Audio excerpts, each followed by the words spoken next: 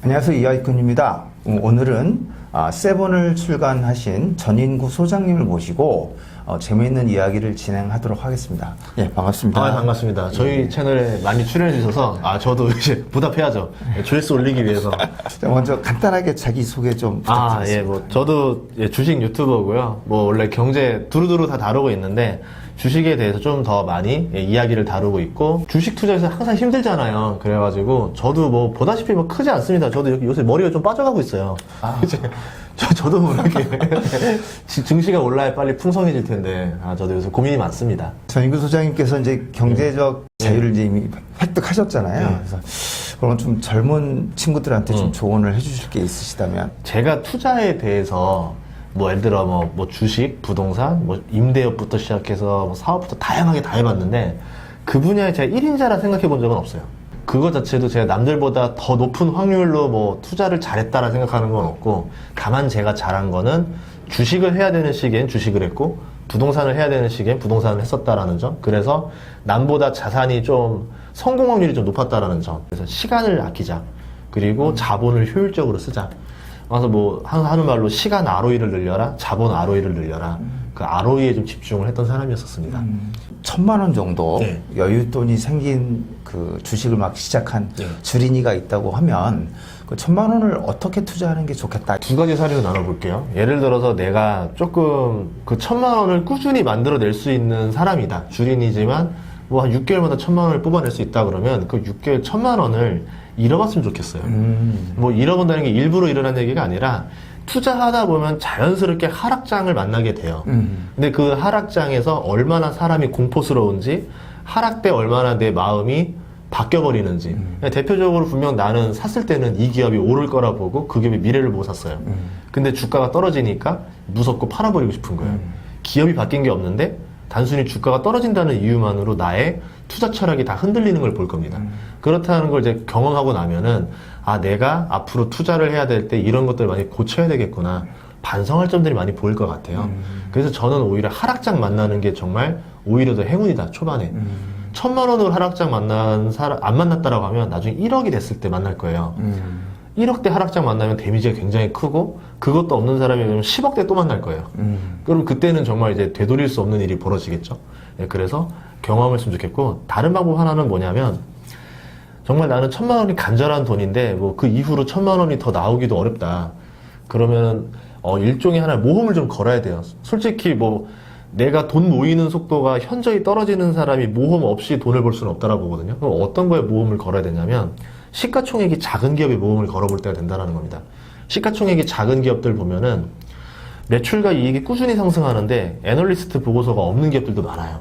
제가 알아보니까 기업에서 되게 거부를 해요. 그러니까 관심이 없는 거예요. IR 담당이 있는데 IR 담당이 IR 하는 사람이 아니고 진짜 회사 일을 하시는 분인데 전화 오면 한번 받아주는 IR이고, 그러다 보니까 전화도 일부러 안 받고 애널리스트 찾아온다 하더라도 해줄 말이 없으니까 안 해줘요.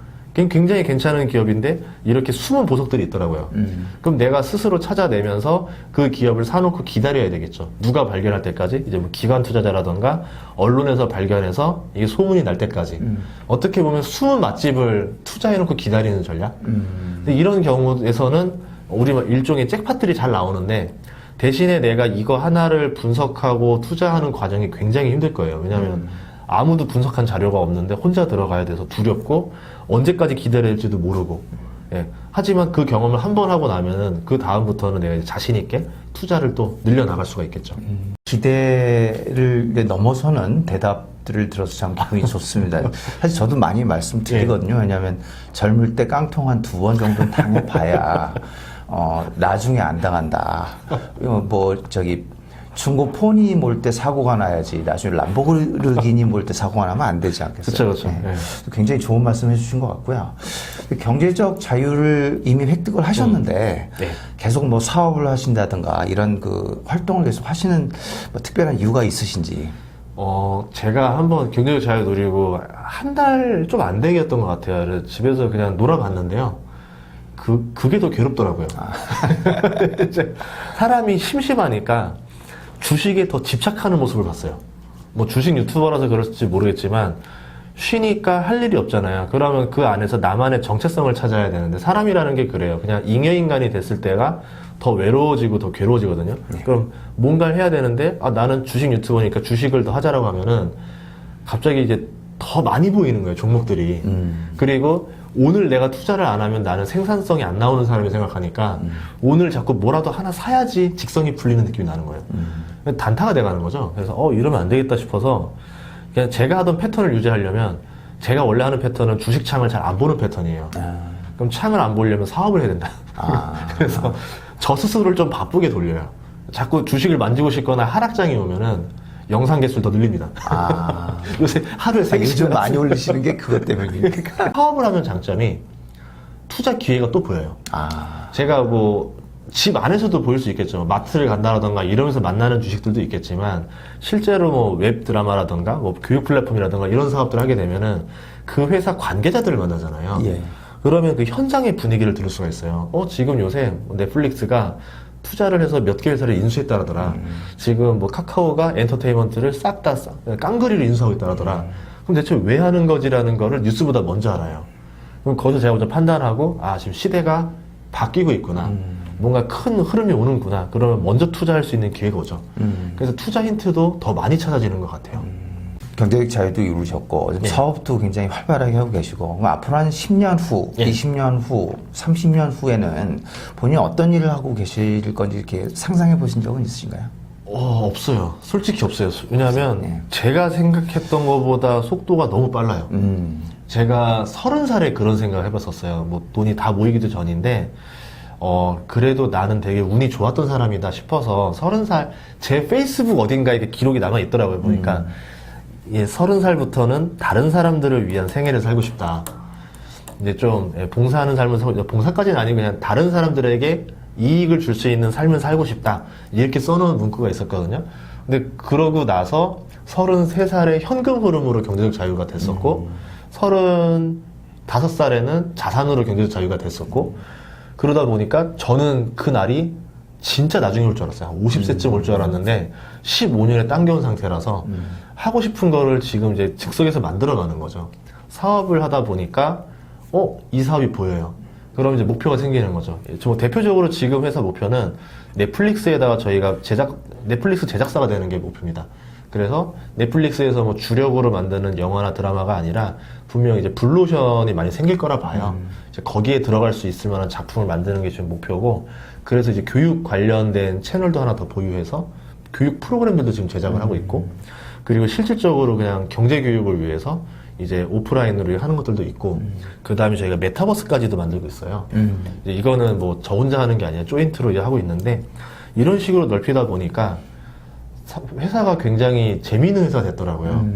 우리가 하고 있는 사업들을 어떻게 조립을 하면 뭐가 될 수 있을까라고 하다 보니까 굉장히 재미있는 또 플랫폼 회사가 되겠더라고요. 영상을 기준으로 하는 플랫폼. 그래서 저희 직원들한테 맨날 그렇게 말합니다. 영상계의 테슬라를 만들겠다. 예, 그게 목표다. 이래서 영상계의 혁신을 만들겠다라고 해가지고 그게 지금 1차 목표고요. 그게 성공적으로 되고 나면 자연스럽게 이제 뭐 상장의 기회도 오지 않을까 싶어요. 그래서 뭐 크게 꿈을 가지는 게 아니라 1단계를 해결하면 2단계가 오겠지. 이제 2단계를 해결하면 또 3단계의 기회가 또 그때 보이겠지. 맞춰가면서 목표하고 있고, 저 투자해보니까 그런 게 있지 않아요? 예. 이 기업이 하다가 매력이 없으면 팔면 되잖아요. 예. 근데 사장님은 이제 이 배가 침몰하는 순간까지도 같이 지켜야 되거든요. 예. 그러면서 저는 되게 사장이라는 게 굉장히 외로워 보이고 굉장히 대단해 보이더라고요. 네. 그래서 아직 저는 또 젊기도 하고 이러니까 그 길을 한번 가보고 싶다라는 생각이 좀 들었었어요. 예. 부동산은 이제 본인이 부동산 가치를 올릴 수가 있잖아요. 리모델링 통해서. 그렇죠. 근데 기업은 그게 안 되거든요. 기업을 운영하신다면 그건 또 되는 거죠. 본인이 스스로 가치를 만들고 장기 투자가 되는 거니까. 근데 사업이라는 것도 정말 제가 느꼈지만 이겁니다. 투자는 이미 다 잘하는 사람, 훌륭한 CEO와 훌륭한 직원들과 자본과 시설이 있고 거기에 돈을 내면 끝나는데 사업은 그걸 제가 다 만들어야 돼요.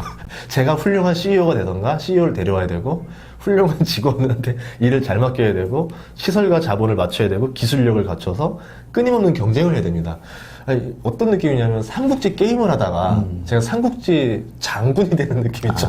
투자 얘기를 해볼까요? 예. 예. 언제부터 투자를 하셨고, 예. 지금까지 투자 역사는 좀 어떻게 되는지 간략하게 좀. 최초의 관심을 가진 게 15살이었던 것 같아요. 워런 버핏. 예, 집안이 좀 어려워져가지고 이모댁에서 있었다 보니까 이모댁에서 책을 보니까 경매책이 있는 거예요. 2000년도에 나온 경매책은요, 진짜 딱 그 시점이었어요. 경매의 턴어라운드 시기. 예전에 경매는 업계 형님들이 하던 그런 시장이라 그쵸, 예. 개인이 들어가면 안 되는 곳이었고, 이제 그게 딱 민간으로 풀리는 딱 그 시점이었거든요. 그래서 경매로 돈 번다라는 얘기가 2000년에도 책에 있었습니다. 간절했죠. 이렇게 해서 집을 사면 내가 가족들한테 집을 되찾아줄 수 있겠다. 근데 돈이 없잖아요. 그러고 있었고, 학비라던가 이런 것도 많이 들어가요, 고등학생도. 그러면 이제 뭐 학원비라던가 스스로 참고서비라던가 이런 걸 마련하려면 장사를 해야 돼요. 오프라인으로 장사를 할 수 있는 여건은 안 되잖아요. 고등학생이니까 안 되니까 온라인 장사를 했어요. 근데 그 당시 때는 이제 옥션이라던가 G마켓이나 이런 것들이 이제 갓 올라오던 시기라서 개인도 뭐 사업자 번호 없이도 장사를 할 수 있던 시기라 그때는 그냥 뭐 집에 뭐 중고 팔 거 없나 찾아서 막 팔고 하는데 대신 전략을 짰죠. 이 물건을 팔려면 메인 물건이 있으면 이것만 팔면 안 되고 핸드폰이라 그러면 핸드폰에다가 케이스 구하고 거기다가 충전기 구하고 부속품을 다 갖추면 풀세트가 돼요. 풀세트를 맞췄을 때 부가가치가 훨씬 더 올라가더라고요. 이제 그걸 통해서 좀 이제 마진을 남기던 장사를. 모델링해서 파는 거 가능해요? 그렇죠. 돈이 있어야 대학교 갈 수 있다는 걸 그때 또 충격적으로 알았어요. 저는 공부만 잘하면 되는 줄 알았는데 원래 목표는 그거였어요. 육군사관학교에 가면 나라에서 돈 다 대주고 생활비도 준다. 육군사관학교를 가려고 시험을 쳤는데 제가 영어를 좀 못해가지고 떨어졌습니다. 그래서 어떡하지 하다가 이제 갑자기 교대사대 가라 해서 거기 학교에 제일 싸요. 한 학기에 100만 원이 안 됐었으니까. 그래서 이제 거기를 가게 되는데 문제는 먹고 살아야 되는 생활비가 더 문제더라고요. 학비보다. 그러면 어디로 가야 되지 하다 보니까 서울은 제가 갔을 때 과외나 이런 걸 구할 수 있는 그런 게 안 나왔던 것 같고 공급이 너무 과다해서 수요 대비. 부산을 보니까 공급은 적은데 수요가 굉장히 컸었어요. 그럼 부산에서 과외를 해야 되겠다라고 해가지고 부산에 있는 대학교를 갔죠. 거기서부터 전단지를 붙이고 과외를 하면서 했는데 진짜 운 좋았던 이유가 첫 과외를 구했던 학부모님이 뭐 공대 박사 그리고 이제 전문 과외 강사 그리고 대학 입학하기 전에 저를 보더니 저를 뽑아줬어요. 눈빛이 제일 마음에 들었대요. 스펙 다 안 보고 눈빛이 마음에 드니까 저 친구한테 맡기면 될 거야 라는데 그분이 또 건설회사 사장님이었었어요.